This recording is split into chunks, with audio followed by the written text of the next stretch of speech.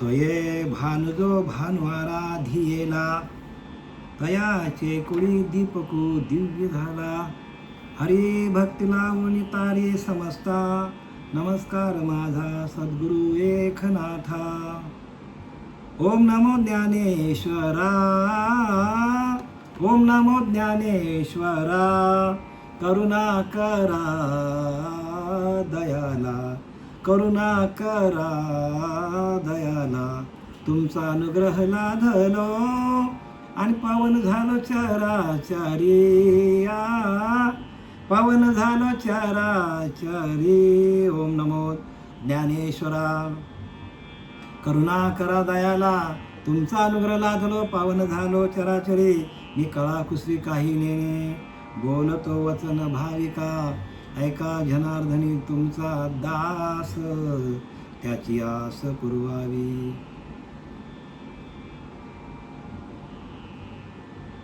जया संगतीने विराग झाला, मनोदरीचा जडभास गेला. साक्षात परमात्मा मज भेटविला, विसरू कसा मी गुरुपादुकेला. गुरुराया गुरुराया माझे, मस्तक तुमचे पाया. माझे मस्तक तुमचे पाया. श्रीपाद बाबा रामदास बाबा, माझे मस्तक तुमचे पाया. नारायण बाबा रोहिदास बाबा, माझे मस्तक तुमचे पाया. नाना बाबा पांडुरंग बाबा, माझे मस्तक तुमचे पाया. माझे मस्तक तुमचे पाया.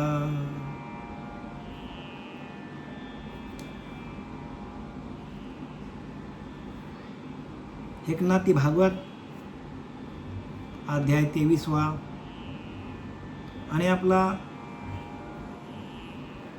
श्लोक क्रमांक 53 चालू आहे. आणि मागच्या वेळेला आपण ओवी क्रमांक 806 पर्यंत आलो होतो. श्लोक क्रमांक 53, ओवी क्रमांक 806. ह्या भिक्षुगीत निरूपणमध्ये भगवंताने उद्धवाला जे ज्ञान दिलेलं आहे, त्या ज्ञानासाठी भगवंतांनी त्या कंजूस ब्राह्मणाची कथा या 11व्या स्कंदामध्ये सविस्तरपणे आपल्यासाठी, की तो कृपण ब्राह्मण होता, पण तो शेवटीला भगवंताला कसा शरण गेला. त्याच्यावर अनेक प्रसंग आले. लोकांनी त्याला मारलं काय, झोडलं काय. पुष्कळ श्रीमंत होता, पण त्याचा लोभ काय सुटत नव्हता. आणि म्हणून माया जी आहे ती माणसाला काय करते, या प्रपंचामध्ये अडकवते. पण सगळ्यात जो लोभ जो आहे, तो आपल्या परिवारापेक्षा जास्त त्रास देणारा जो लोभ आहे, तो म्हणजे पैशाचा लोभ आहे. सगळ्यात जास्त म्हणजे माणसाची जी लोभी वृत्ती जी आहे, ती मरेपर्यंत जात नाही माणसाला. जगणार तर किती माहिती आपल्याला, 100 वर्षाच्या खालीच, वरती कोणी जात नाही. पण तेवढ्या 60 वर्षामध्ये 70 वर्षामध्ये जो काही पैसा कमवलेला असतो, आणि आपल्या सुखासाठी जो काही पैसा आहे तो मिळाला, तरी पण माणूस काय करतो, अजून आपण जास्त पैसा कमवूया, आपलं वर्चस्व गाजूया, आपलं भारतामध्ये नाव यायला पाहिजे, जगामध्ये नाव मोठं व्हायला पाहिजे. अनेक लोक पैशाच्या मागे धावतात.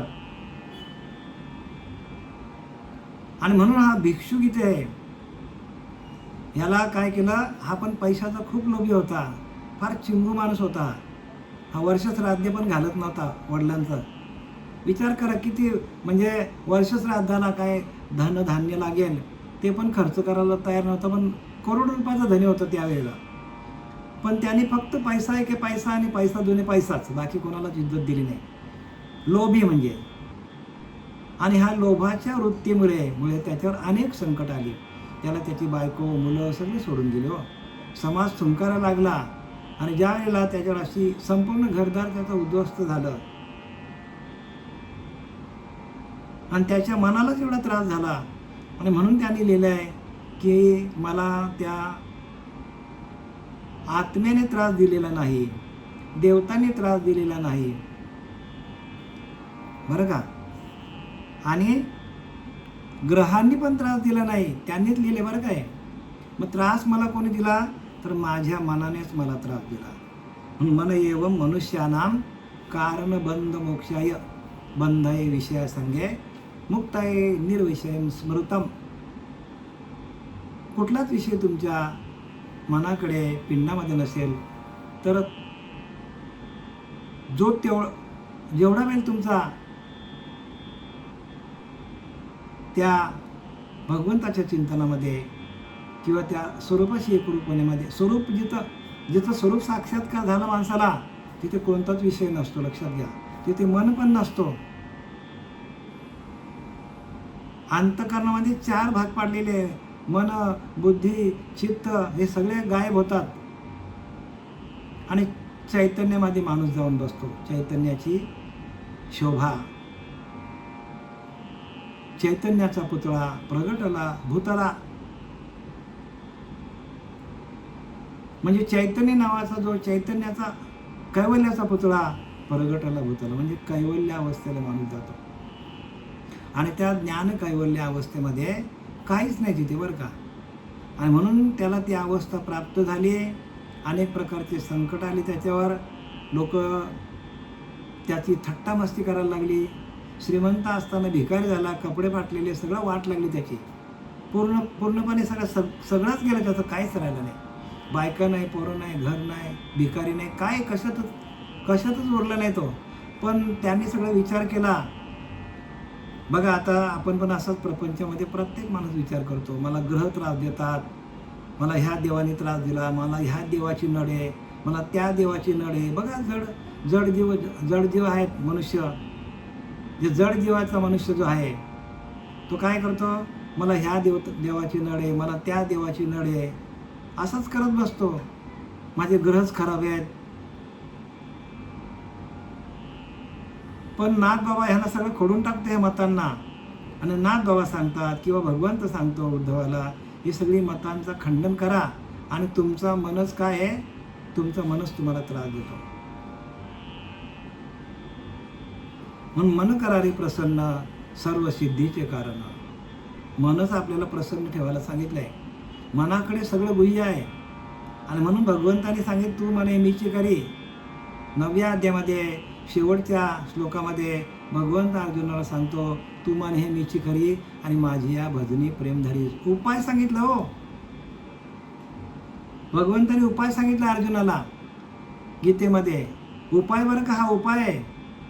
सगळ्या रोगांवर एकच उपाय आहे, आणि तो म्हणजे हरिनाम. तू मन हे मीची करी. तुझं मन काय, मद्रूप कर, माझ्या भजनामध्ये मद्रूप कर, आणि माझी या भजनी प्रेम धरी, माझ्या भजनावर प्रेम धर. या सगळ्यामध्ये एक आपण गोळाबेरीज केली तर सगळ्यात एक सिद्धांत निघतो, आणि तो म्हणजे फक्त नाम नाम नाम, बस. याच्या व्यतिरिक्त काय नाही. पण तो नामच आपल्याला प्रगट होत नाही. आणि म्हणून काय होतो, प्रत्येक माणूस भरकटला जातो. का, तर त्याला आत्मप्रचिती येत नाही. मग आत्मप्रचितीसाठी आपल्याला पुण्य लागतो. आत्मप्रचितीसाठी जन्मोजन्मी आम्ही बहुपुण्य केले, तवया विठ्ठल कृपा केले. किंवा संतांची संगत लागतो, किंवा मागच्या जन्माची शिल्लक लागतो, घराण्याची पुण्य लागतो. या सगळ्या गोष्टी त्याला लागू आहेत. म्हणून प्रत्येक माणसाला आत्मज्ञान का होत नाही, आपल्याच जवळ आहे. ज्ञान आपल्याच जवळ आहे. आपणच ते आहोत ज्ञानस्वरूप. प्रत्येक जीव हा ज्ञानस्वरूपच आहे. पण त्याला कळत का नाही, कळला तरी वळत का नाही, त्याला कारण प्रारब्ध आहे. त्याचे प्रारब्ध आहेत.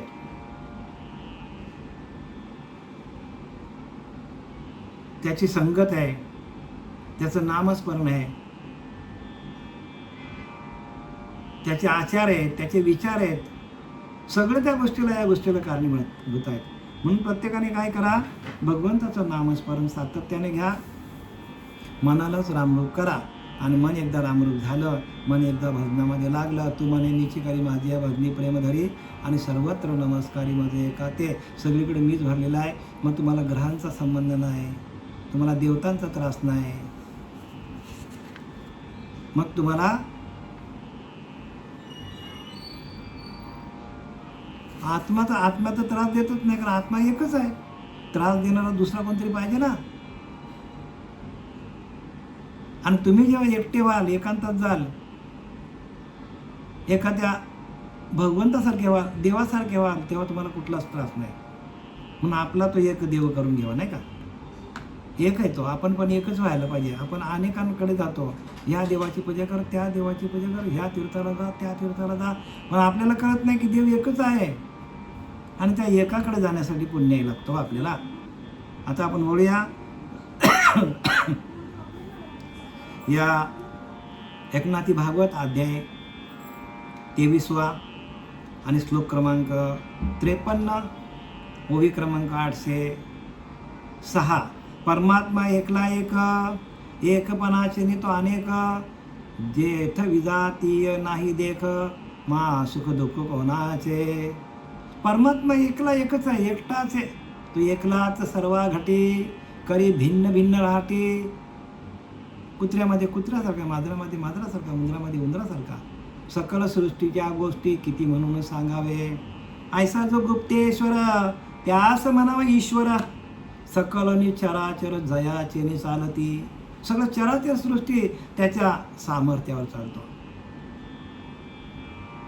म्हणून काल मी तुम्हाला सांगितलं की गगनाहुनी जुने, परमानाहुनी साने, जयाचे ने बळे विश्व चळे.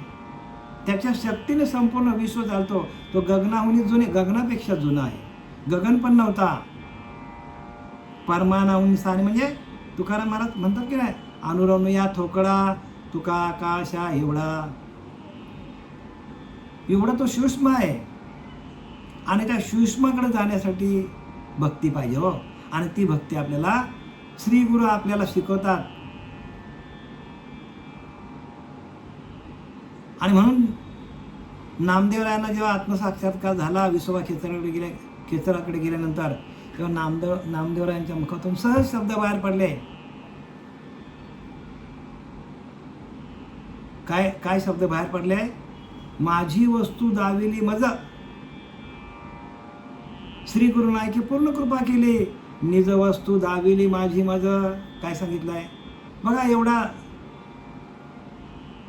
एवढे संत मोठे होऊन गेले, त्यांनी आपल्याला तेच सांगितलं आहे की श्री गुरुनायकी पूर्ण कृपा केली, निज वस्तू दाविली माझी मज, माझे सुख दाविली मज डोळा. सगळं काही लिहून ठेवलं आहे, पण आपण व्यापकतेला जात नाही. आपण गुरूंच्या चरणाची सेवा करत नाही, गुरूंची सेवा करत नाही. गुरुच्या सत्समागमामध्ये जायला पाहिजे, सत्समागम व्हायला पाहिजे गुरूंच्या बरोबर. एकदा गुरुने आपल्याला अभ्यास दिला, आपण गुरुला भेटत पण नाही, त्याचा संपर्कच नाही आपला. गुरु आहे 50 फरलांग लांब आणि मी इकडं. होईल का ज्ञान प्राप्त? होणार नाही हो. अभ्यास करावा लागेल, अभ्यास करावा लागेल. अभ्यासाशी काही सर्वथा दुष्कर नाही, या लागी माझ्या ठाई अभ्यासी मेरे अर्जुना. अभ्यास करून आपल्याला, अभ्यास म्हणजे ध्यान बरं का, अभ्यास म्हणजे वाचन नाही, अभ्यास म्हणजे ध्यान. आणि म्हणून काय सांगताय की परमात्मा एकला एक, एकाचे नि तो अनेक, एकच. एकोहम भविष्याम, एकच आहे तो, अनेक रूपाने नटला, अनेक रूपाने नटला हो.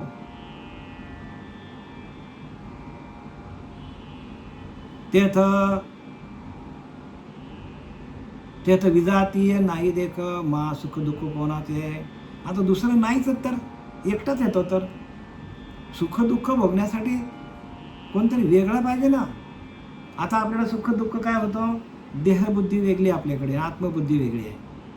आपण ह्या देहबुद्धीला आत्मतत्वाशी एकरूप करत नाही, म्हणून आपण त्या आत्म्यापासून आपण आपल्याला स्वतःला वेगळा समजतो. आपण वेगळा नाही आहेच, प्रत्येक माणूस आत्म्यापासून वेगळाच आहे. पण त्या आत्म्याला प्राप्त करून घेण्यासाठी श्री गुरूंना शरण जायचं एकमेव उपाय बरं का. जगामध्ये या कलियुगामध्ये, कृतायुगापासून कलियुगापर्यंत एकच उपाय सांगितला आहे की गुरूंना शरण गेल्याशिवाय आपल्याला आत्म्याची ओळख होत नाही. तो एकलाच सर्वा घटी करी भिन्न भिन्न राहटी. एकलाच आहे, तो एकटाच आहे.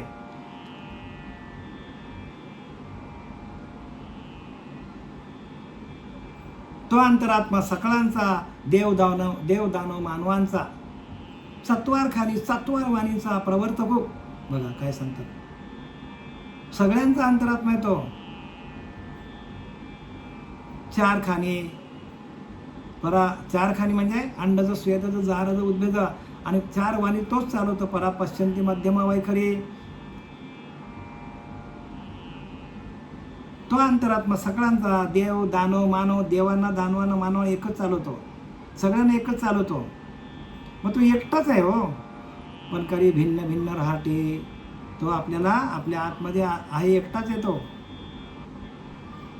पण तुमच्यातला ना माझ्यातला वेगळा नाही, तो एकटाच आहे. मग तिथं सुख दुःख कसं असणार, काय सांगायचं नाथबाबांना इथे, की ज्याचं विजातीय नाही देख मा सुख दुःख कोणाचे. काही काही लोक म्हणतात ना, आत्म्यामुळे आपल्याला त्रास होतो. आत्मा एकटाच आहे, मग त्रास कसा होणार. सुख दुःख कोणामुळे होतात, माया सर्व करे आणि आळ घाली ब्रह्मावरी. बघा, माया सगळं करतो, ब्रह्म काहीच करत नाही. ब्रह्म काही करत नाही, तो येत नाही जात नाही, तो सगळं, तो व्यापक आहे. आणि ते व्यापकाला दुःख कधी होत नाही. तसं आपण व्यापक व्हायला पाहिजे, आपल्या मनाला व्यापक बनवलं पाहिजे. आत्मा सुखरूप अवघा एक, ते आभासे जे जे अनेक, ते मायामय काल्पनिक, स्वप्नप्राय देख मिथ्यात्वे. आत्मा सुखरूप अवघा एक. आत्मा कसा आहे, सुखरूप आहे आणि एकच येतो. सुखरूप ऐसा दुजा कोण सांगा, माझ्या पांडुरंगा सारिखा. पांडुरंग परमात्मा एकलाच आहे. सुख दुःख ऐसा दुजा कोण सांगा, माझ्या पांडुरंगा सारिखा. तिथं सुख नाही आणि दुःख नाही, तो सुखरूप आहे. कसा आहे, सुखरूप आहे पांडुरंग परमात्मा. तेथं आभास आहे जे जे अनेक, पण आपल्याला भास होतो ते मायामय काल्पनिक, ती माया आहे आणि ती कल्पना आपली. म्हणून नाथबाबा सांगतात, कल्पना विद्या तेने झाला जीव. कल्पना हीच अविद्या आहे, कल्पना हेच अज्ञान आहे. जिथं कल्पना जिथं निघून जाईल तिथं तुम्ही परब्रह्म आहात. कल्पना अविद्या तेने झाला जीव, माया उपाधी शिव. उपाधी आहे, त्या परब्रह्म तत्वावर आलेली माया ही उपाधी आहे. आणि उपाधीमुळे आपल्याला ते सगळं काय आहे, उपाधीचा विस्तार झाला म्हणून काळ दिसून आला. एरवी पाहता काळाला ठावच नाही. बघा संत रामदास सांगतात, उपाधीचा विस्तार झाला हो, त्या आत्मतत्वावर उपाधी आली. हा देह उपाधी आहे प्रत्येकाचा, म्हणून आपल्याला काळ आहे. आपल्याला काळ आहे. बघा, मिनिट आहे, सेकंद आहे, मिनिट आहे, तास आहे, बरोबर ना. त्याच्यानंतर आठवडा आहे, 15 आहे, वर्ष आहे. हे सगळं कशामुळं आहेत, तर उपाधी आहे म्हणून. नाहीतर काल वेळ नाम भगवंती नाही, भगवंताला काल नाही, वेळ नाही हो. तो सर्वकडे सारखाच आहे बरं का, एकरूप. आणि आधी अनादी काळापासून एकच तो आहे, म्हणून त्याला काळ वेळ नाही. काळ वेळ नाम भगवंती नाही, भगवंताला काळ नाही, वेळ नाही. तसं आपण भगवत स्वरूप झालो तर आपल्याला काल पण त्रास देणार नाही, काहीच त्रास देणार नाही. पण आपण भगवत स्वरूप व्हायला पाहिजे, कारण तो एकटाच आहे हो परमात्मा. आणि आपल्याला तसं एकट्यासारखं व्हायला लागेल. एकट्यासारखं होण्यासाठी आपल्याला एकांतात जावं लागेल. एकांतात जाऊन आपल्याला ध्यान करावं लागेल. तेव्हा आपण त्या स्वरूपाशी एकरूप होऊ. आणि स्वरूपाशी एकरूप झाल्यानंतर ते मन पण उन्मनी होतं माणसाचं. त्याचं मायामय काल्पनिक, माया काय, कल्पनेचा विस्तार आहे. स्वप्नप्राय देख मिथ्यात्वे. स्वप्नासारखं आहे. स्वप्न कसा माणसाला खरं वाटतं, स्वप्नामध्ये आहे तोपर्यंत खरं वाटतं. स्वप्नातून आपण जागे झाल्यावर मग आहे का काही, काहीच नाही, संपला तिथे. स्वप्नी जे दिसे ते स्वप्नीच साच आपिजे. स्वप्नामध्ये दिसतं ते आपलं स्वप्नातच खरं वाटतं. जागे झालं मग काय का काय नाही, जागा झाल्यावर काय नाही, संपला. स्वप्नी जे दिसे ते स्वप्नीचं सहाचा आपी जे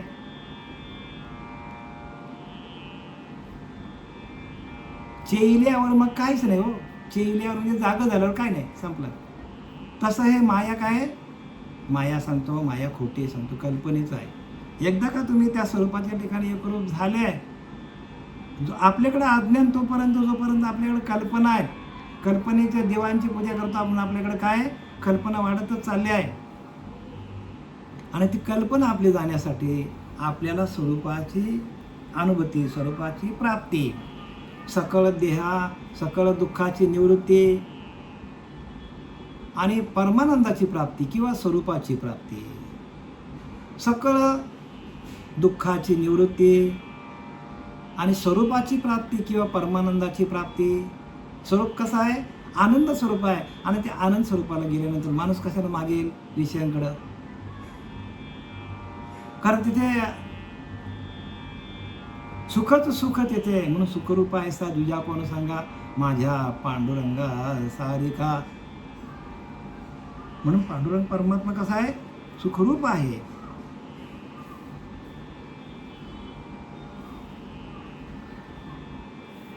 मृगजली पाहता दिसे जळ, परी ते कोरडे देख केवल. आता त्याने दुसरा दृष्टांत दिला. तेवी दिसे जे जग आणलं, ते मिथ्या समल माईक. मृगजली पाहता दिसे जळ, आपल्याला मृगजल दिसतो आणि असं वाटतं की बापरे बापरे किती पाणी आपल्या समोर, जशी मोठी नदीच वाहते असं वाटतं माणसाला लांबून बघितलं तर. पण जवळ गेल्यावर जसं जसं आपण त्या मृगजलाकडे जाऊ तसं तसं ते लांब लांब जातो. आणि नंतर बघलं तर काहीच नाही तिथे. का मृगजलांचे नि ओलांचे का भूमिती मे ज्ञानवऱ्या सांगतात. मृगजल खूप दिसतो आपल्याला, पण त्याच्याने भूमीला जराही ओलावा येत नाही बरं का. भूमी जराही ओली होत नाही. मृगजलाचे नि ओलांचे काय भूमिती मे, फक्त दिसायला ते आहे. तसं माया खोटी सांगतात. माया खोटी दिसते आपल्याला, की माझी बायको, माझी मुलं, माझे नातेवाईक, हे सगळं जग, हे सगळं दिसतं, पण ते सगळं खोटं आहे सांगतात. सगळ्या संतांनी लिहून ठेवलं बरं का. जे दिसतं यद दृष्टम तन नष्टम, जे दिसतं ते खोटं आहे. म्हणजे दिसत नाही ते शाश्वत आहे.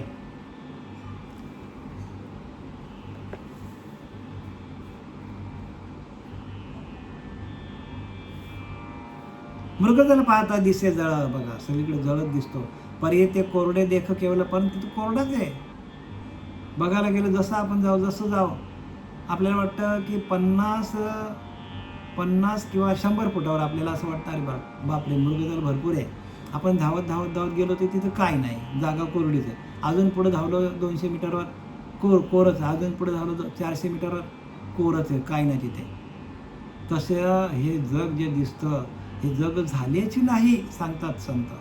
हे जग खोटं आहे सगळं आणि खोट्याकडे दुनिया वळालेली आहे.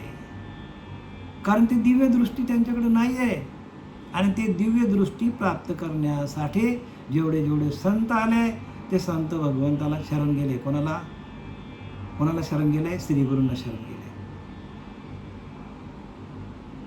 तेवी दिसे जे जगवानलं, ते मिथ्या समल माईक. जे काही जग दिसतं, जगामध्ये दृश्य जे काय दिसतं ते सगळं खोटं आहे सांगतात. बघा नाथबाबा हेच सांगतात, जे काय दिसे ते सगळं खोटं दिसतं आपल्याला, ते खरं नाही आहे. ते मिथ्या समूळ माईक, ती माया आहे सांगतो. आणि ती माया काय एक ना एक दिवस जाणार आहे. जिथं मिथ्या द्वैत माईक तिथे परमात्मा एकला एक. जिथं मिथ्या द्वैत माईक, मिथ्या आहे आणि ते द्वैत आहे, म्हणजे मी वेगळा आणि देव वेगळा आणि माया वेगळी. प्रकृती पुरुष, माया ब्रह्म, माया वेगळा ना ब्रह्म वेगळा, म्हणजे द्वैत आहे ना हो. जिथं मिथ्या द्वैत माईक, जिथं द्वैत आहे तिथं माया. जिथं दोन भाव झाले ते सगळं खोटं आहे. आणि म्हणून परमात्मा एकलाच सर्व घटी, तो एकटाच आहे पण सर्व घटामध्ये तो व्यापक आहे. आणि त्या एकट्याशी एकरूप होणं आणि मायेचा निराश करून देणं एवढं सोपा परमार्थ आहे. पण ते करण्यासाठी गुरुला शरण जावं लागतं. एवढा सोपा परमार्थ आहे. सांगण्यासाठी बरं का, पण प्राप्त करून घेण्यासाठी अनेक जन्माची पुण्याई लागते. गौतम बुद्ध सांगतो, माझे 499 जन्म झाले आणि 500व्या जन्माला मला ते निर्गुण निराकार स्वरूप भेटलं. म्हणजे किती पुण्याई पाहिजे माणसाकडे.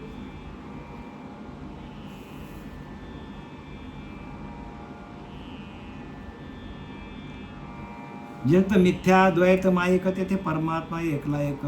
परमात्मा एकटाच आहे, पण जिथं द्वैत भाव झाले तिथं मायेला आपण धरलं. म्हणून मायेलाच ब्रह्म करायचं आपल्याला. माया तेची ब्रह्म, ब्रह्म तेची माया, अंगानी छाया सारखीच. मायाच ब्रह्म आहे, पण त्या मायेमध्ये असलेलं परमात्मा तत्वाशी एकरूप झाल्यानंतर आपल्याला ह्या मायेचा विसर पडतो. आणि म्हणून त्या मनाला रामरूप करून आपण भजन करता करता ते मन रामरूप करायचं. आणि मन रामरूप झालं की मायेचा निराश होतो. मायेचा कधी हे होतो बरं का. माया कधी वितळून जाते आपल्याला माहीत पडत नाही. आपण त्या परब्रह्म तत्वामध्ये एकरूप होतो. ज्या तत्वातून आपण आलोय त्या तत्वामध्ये आपल्याला जायचं आहे. तेव्हा हरपले सुख दुःख कोपावया निषेक ठाव नाही. एकदा आपण त्या परब्रह्म तत्वाशी एकरूप झालो तर आपल्याला सुख आणि दुःख नाही. कारण त्या आत्म्याला सुख नाही ना दुःख नाही. आत्म्याच्या ठिकाणी सुख आणि दुःख नाहीच आहे. तो कसा आहे, तो सच्चिदानंद स्वरूप आहे. आत्मा कसा आहे, सच्चिदानंद आहे. प्रत्यक्ष सच्चिदानंद. आपण म्हणतो ना स्वानंद सुख निवासी सच्चिदानंद सद्गुरू श्रीपाद बाबा, स्वानंद सुख निवासी सच्चिदानंद सद्गुरू रामदास बाबा. आपल्याला संतांसारखं व्हावं लागेल. तुका म्हणे अंगी व्हावे ते आपण संतांसारखं झालं तरीच महिमान कळू येईल. तरच आपल्याला ते कळलं ज्ञान. तसं व्हावं लागेल. तोंडाचे बाता नाही जमणार. म्हणून तुकोबाऱ्या सांगतात, बोले तैसा चाले त्याची वंदावी पावले. जो बोलतो ना जसा तसा आपण चाललो पाहिजे. जनाबाईंनी शिवाय घातल्या लोकांना नाही देवाला, पण जनाबाईसारखं व्हावं लागेल. नाथबाबांनी देवाला काय नावं ठेवली. देवाला वाकडं तिकडे बोलला, पण नाथबाबा नाथ होते, लक्षात घ्या. एकच नाथ, लक्षात घ्या. एवढी त्यांची अंतःकरणाची स्थिती होती. आणि मग भगवंतावर त्यांचा काय चालायचा, वर्चस्व चालायचा. त्यांनी सांगावं आणि भगवंतानी करावं. विचार करा. भगवंत त्यांच्याकडे पाणी वाहत होता. म्हणजे एवढी त्यांचं काय होतं, एवढा त्यांचा अधिकार होता. हो, संतांनी अधिकार मिळवून घेतलेला आहे. आणि अधिकार एकदा मिळाल्यानंतर तुम्ही काही बोलू शकता. पण जोपर्यंत आपण अधिकार मिळवले नाही, आपण तसं झालो नाही. तुका म्हणे अंगे व्हावे ते आपल्याला तसं अंगीकार करावा लागेल. तरच आपल्याला ती प्रखर भाषा बोलता येईल. नाही तर लोक आपल्याला काय करतील, आपल्याला लोक ऐकणार तर नाही, पण मागे आपल्याला काय करतील, आपली निंदा करतील. म्हणून आपल्याला जे काय आहे ते आपल्याला सोजोल भाषेतच सांगता यायला पाहिजे. कडक भाषेत सांगायचं असेल तर मग आपल्याला अधिकार पाहिजे. अधिकारासारखे अधिकार परोपकारी होते. अधिकार नसता कार्य व्यर्थ जाते. अधिकार तैसा करू उपदेश. अधिकार पाहिजे. तेव्हाच हरपले सुख दुःख कोपावया निषेक ठाव नाही. आता तो काही लोक म्हणतात की नाही देव कोपतो, नाही आत्मा कोपतो. तर आता आत्मा हा एकच आहे आणि तो व्यापक आहे. आणि तो कसा कोपेल, सांगायचं काय नाथबाबांना, आत्मा एकच आहे आणि तो व्यापक आहे, सगळीकडे तोच आहे. आणि तो आता कोणावर कोपणार. मग आत्मा कोणावरही कोपत नाही. म्हणजे आत्मा कोपत नाही हा विचार काय केलं, खोडून टाकलं त्यांनी. काय लोक म्हणतात की नाही आत्मा माणसाला त्रास देतो, आत्मा कोपतो, देव कोपतात, ग्रह कोपतात. नाही, हे खोटं आहे सांगतात नाथबाबा. जेथं निजात्मता एकपणा तेथे सुख दुःख नाही जाणं. कोणावरी कोपे कोण आपल्या आपण एकला. जेथं निजात्मता एकपणा, निज स्वरूप आहे आपलं. त्या निज स्वरूपाला निजात्मता एक पण एकटाच येतो. आपलं निज स्वरूप एकच आहे. भगवंत एकच आहे. आपलं स्वरूप पण एकच आहे. आपलं स्वरूप वेगळं नाही. आपण परमात्मा स्वरूपच आहोत. प्रत्येक माणूस हा परमात्मा स्वरूप आहे. ते तर सुखदुःख नाही जाणं. मग सुखदुःख कसे असणार? कोणावरही कोपे कोणावर कोणी कोपायचं? आपण एकला आपला आपण एकटाच आहे हो. ज्याचा आत्म्याचा निजा अनुभव हो, ते तर द्वैताचा अभाव हो. आता त्यांनी खून पटून सांगितले नाथबाबांनी, जिथं आत्म्याचा अनुभव ते तर द्वैताचा अभाव हो. एकदा का तुम्हाला आत्म्याचा अनुभव आला की द्वैत आपल्याला सोडून जातो. आपणच परब्रह्म आहो. आठव नाठव झाला गेला भावा भाव झाला स्वयंमेव पांडुरंग. जीवच काय होतो? परमात्मा स्वरूप होतो. मग इथे ओवी काय सांगतो? जिथं आत्म्याचा निज अनुभव एकदा का आत्मा अनुभव तुम्हाला आला तेथं द्वैताचा अभाव, द्वैत निघून जातो आणि अहम ब्रह्मास्मी, आपणच परब्रह्म आहोत असा अनुभव येतो. सगळ्यात महत्त्वाचा मुद्दा आहे बोध हाच आहे हो. आपणच परब्रह्म आहोत. आणि या बोधाला सगळे काय झाले? पारखे झाले, सगळे पाठीमोरे झाल्यात. बोध कोणी घेतच नाही. कारण प्रत्येकाला वाटतच नाही की आपण आपल्याला मुक्ती मिळावी. कोणालाच वाटत नाही हो. जो तो आपला धन कमवण्याच्या मागे लागलेला आहे, प्रपंच व्यवस्थित करायच्या मागे लागलेला आहे आणि खा प्याने आनंद लुटा. कोणाला असं वाटत नाही की आपली सुटका व्हावी. याच देही याच डोळा भोगीन माझ्या मुक्तीचा सोहळा, असं कोणालाही वाटत नाही जगामध्ये. आणि म्हणून प्रत्येक माणूस पाठमोरा झाले. देव झाला पाठमोरा आणि विघ्ने येतील घरा. विघ्न काय येतात आपल्या घरी? आपण देवालाच पाठमोरा झालोय. देवच आपल्या आतमध्ये आणि आपण शोधतो कुठे? बाहेर. आणि ती स्थिती म्हणजे भगवंताची बरं का, भगवंताची प्राप्ती आहे. भगवंताची प्राप्ती ह्याच देहामध्ये आहे. बाकी इतर योनीच्या काही विचारच नाही हो. आणि म्हणून प्रत्येकाने खंबीर व्हा, जागे व्हा, झोपू नका. झोपणं म्हणजे काय? अज्ञान हो. अज्ञानात राहू नका. झोपणं म्हणजे प्रत्यक्ष झोपणे नाही बरं का. सगळेच लोक झोपलेले आहेत. सगळेच पंथ झोपेत आहेत. ज्यांच्याकडे स्वरूपाची ओळख नाही ते पंथ सगळे झोपलेलेच आहेत आणि ते सगळे आडवेच होणार आहेत. लक्षात घ्या. स्वरूपाच्या ठिकाणी आपण जागे व्हायला पाहिजे. उठा जागे वारे आता, स्मरण करा पंढरीनाथा, भावे चरणी ठेवा माता, आणि चुका व्यथा जन्म मरणाच्या. कशाला लिहिलंय? तर संतांना वेळ लागले का? आपण जागेच होत नाही ना. आपण झोपलेलोच आहोत स्वरूपाच्या ठिकाणी. आणि आपण स्वरूपाची वार्ता काढली तर लोक भलतेचकडे घेऊन जातात आपल्याला. म्हणजे त्यांना कळतच नाही का? बोधच नाही त्यांच्याकडं. अहम ब्रह्मास्मीचा बोध आहे. अहम ब्रह्मास्मी जाण. तो वासुदेव तत्वता, तत्वरूपाने सगळीकडे वासुदेवच भरलेला आहे. हे कळत नाही. एकोहम शिवोहम, एकच ते तत्व आहे. शिवतत्व ते मी आहे.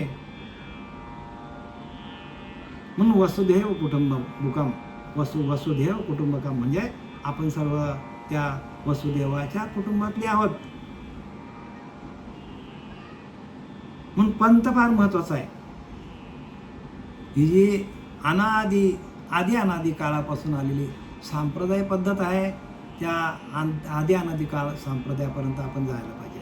मध्येच आपण कुठेतरी लटकत राहिलो तर मग भटकत राहू. भटकत म्हणजे काय? पुनरुपी जननम, पुनरुपी मरणम, पुनरुपी जननी जठरी शयनम, याला भटकणं म्हणतात. परत जन्म मरणाच्या हे इथं या मृत्यू लोकांमध्ये भटकणं म्हणजे भटकणं नाही. ते तर विचित्रच भटकणं, लक्षात घ्या. पण भटकणं म्हणजे काय? जन्म मरणाच्या फेऱ्यामध्ये अडकणं. आणि तिथून तुम्हाला कोणी सोडवणार नाही. कोणी सोडवलं येणार नाही. कोणी सोडवलं येणार नाही. म्हणून लिहिले की नाही, नको नको मना गुंतू माया झाली, काळाला जवली ग्रासावया, काळाची हे उडी पडेल बा जेव्हा, सोडे ना तुझला मायबाप. पहिला मायबाप बाजूला काढला. आणि एक तर कीर्तन करतो, आई वडिलांना किती बोलतो बाबा बाबा बाबा. बोलू नये अशातली वार्ता नाही, बोला.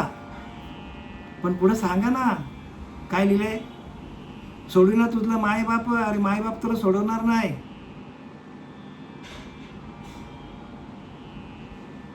सोडविना बहीण पाठीचा, सोडविना भाऊ पाठीची बहीण, शेजेची कामीन दूर राहाय सांगितलंय. सोडविना राजा देशीचा चौधरी, अनेक सोयरी भली भली.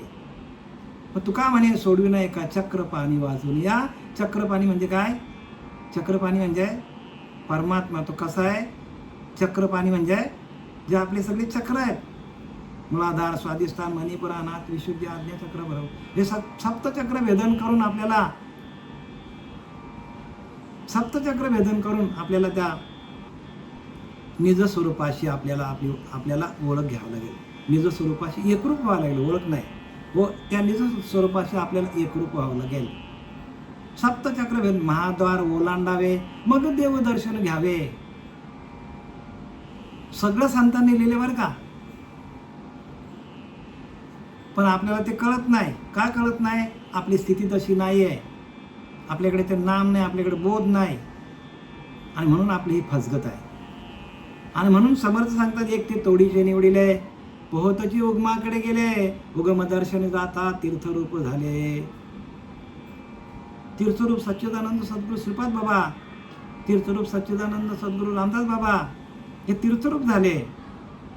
आणि म्हणून ज्ञानोबा सांगतात, सकळ तीर्थे निवृत्तीच्या पायी. तेथे बुडी देवी माझ्या मना. तिथं बुडी आपल्याला देता यायला पाहिजे, निवृत्तीच्या ठिकाणी, सद्गुरूंच्या पायाच्या ठिकाणी, तरच आपल्याला ज्ञान होणार आहे. एक ते तोडीचे निवडिले, पोहतची उगमाकडे गेले. उगम दर्शने जातात. ती उगम म्हणजे काय? उगम म्हणजे ओंकार स्वरूपी आपला उगम आहे, जे ब्रह्मरंध्रात आहे. आणि त्या ब्रह्मरंध्रात जाऊन आपल्याला स्थिर व्हावं लागेल. पोहतची उगमाकडे गेले आणि उगम दर्शन जाता तीर्थरूप झाले. सगळे संत आहेत, ते तीर्थरूप झाले. म्हणून सकळ तीर्थे निवृत्तीच्या पायी, तेथे बुडी दे माझ्या मना. तिथं आपल्याला बुडी द्यावं लागेल. संतान काय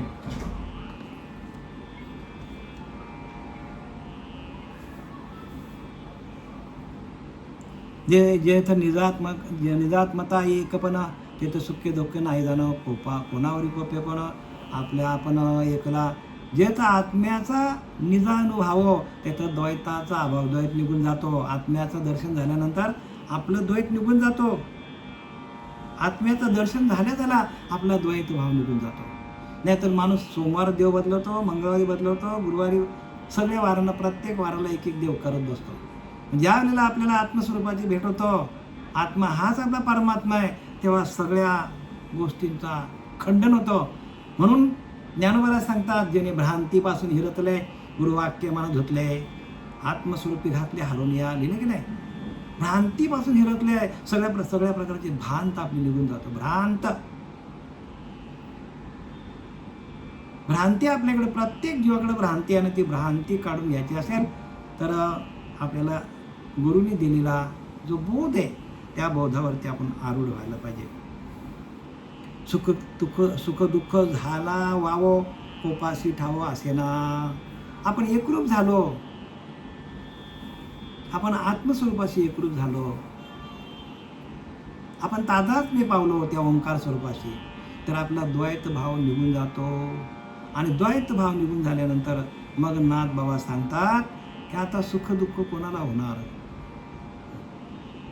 ते होता का कोपाशी ठावा असेना. म्हणजे सुख दुःख झालं ठावं, कोपाशी ठावा असेना. कोण कोणावर कोपणार? एकदा आपण त्या ओंकार तत्वाशी एकरूप झाल्यानंतर आपण एकरूप झालो, आता कोणाचा कोणावर कोप होणार? देवांचा कोप होईल तुमच्यावर, कारण देव पण त्यानेच निर्माण केलेत.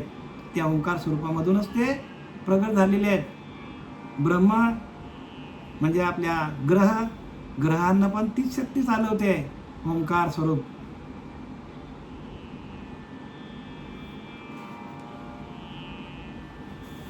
आत्मा तर व्यापक आहे, आणि तो आत्मा हाच आपला परमात्मा आहे, आणि तोच सगळ्यांना चालवतो.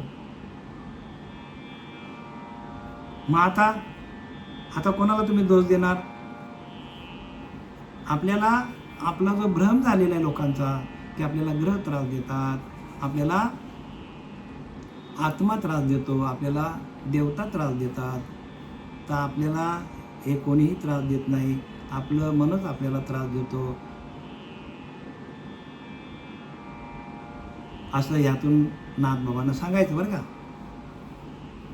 हे निजात्मता नेणून देख, सत्य मानिती जे सुखदुःख, ते होत का वेदशास्त्रज्ञ लोक, तया क्रोध देख विभांडी. हे निजात्मता नेणून देख, आपल्या आतमध्ये असलेला तो निज स्वरूप आत्मा आहे, त्याला जाणत नाही. आणि म्हणून काय, सत्य मानिती जे सुखदुःख, ते का वेदशास्त्रज्ञ लोक.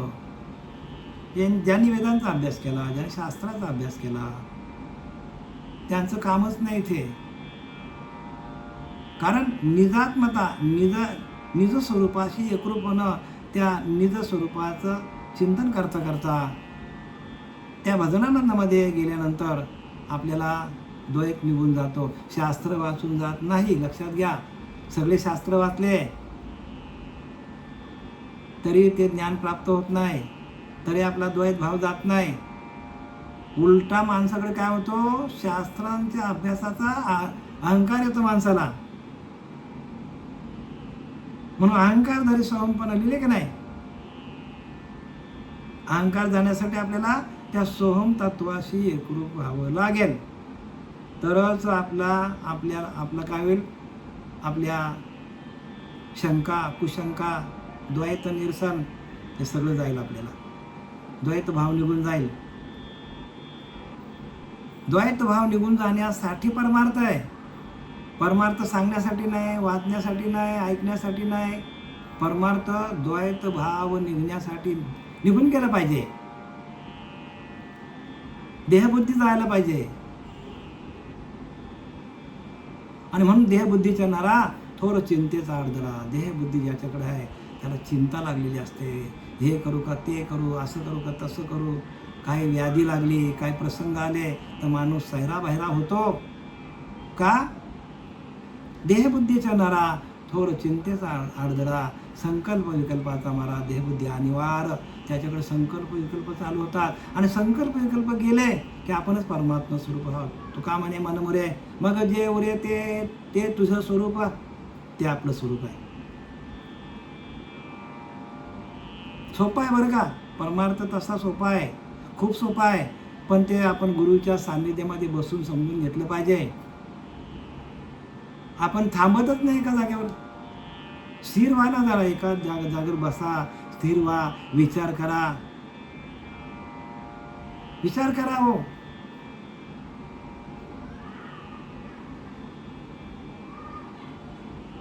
म्हणून संसार त्याग न करता,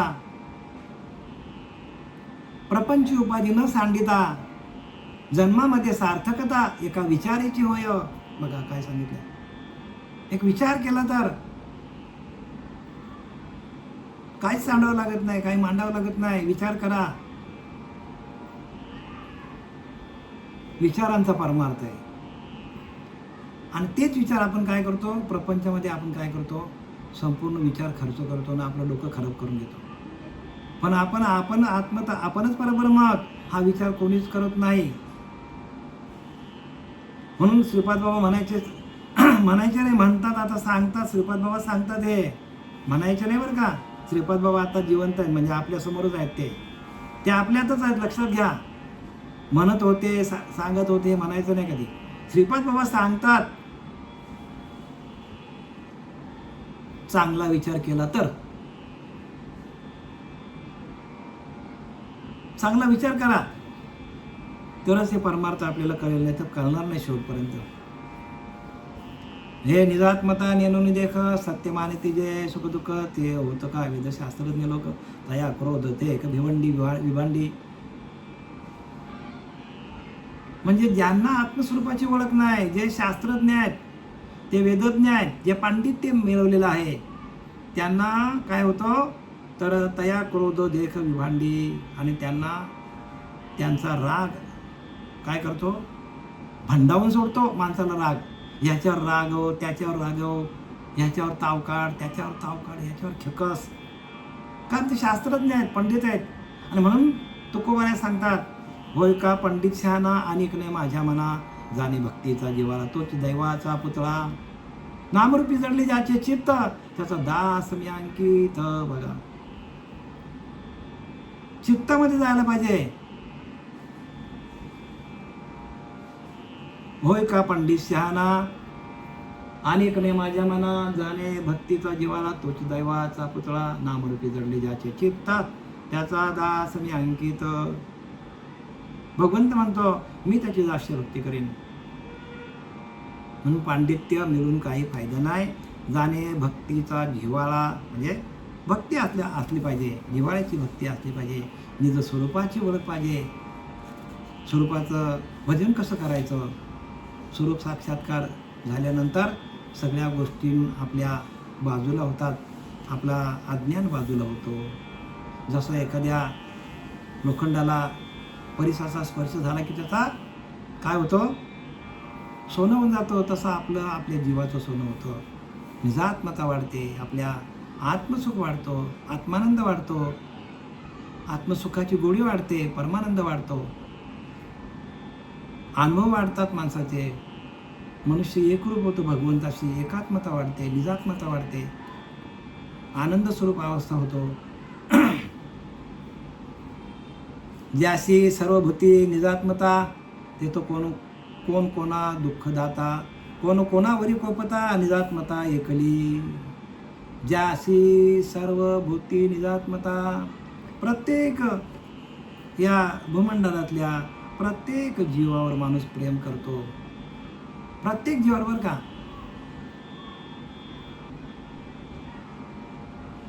जो जो जीव दिसेल, जे जे भेटेल भूत, ते ते मानिजे भगवंत. हा भक्तियोग निश्चित जाण माझा, हाच भक्तियोग आहे. जे जे भेटेल भूत, आपले घरची बायका असतील, मुलं असतील, काय नातवंड असतील, सगळ्यावरती प्रेम करा. ते तर करायचंच आपल्याला. पण जे जे भेटेल भूत, कुत्रा असो, मांजर असो, उंदीर असो, काही जे असेल जीव, ते ते मानिजे भगवंत. बघा, भगवंत मानावं, त्यालाच भगवंत समजा. म्हणून आपण उंदीर मामा की जय म्हणतो की नाही गणपतीला. म्हणजे प्रत्येक ठिकाणी तो भगवंत आहे. घोड्याला मानतात देव आपल्यामध्ये, त्याच्यानंतर नंदीला देव मानतात. बघा ना, सगळीकडे आहे. म्हणजे प्रत्येक ठिकाणी तो आहे.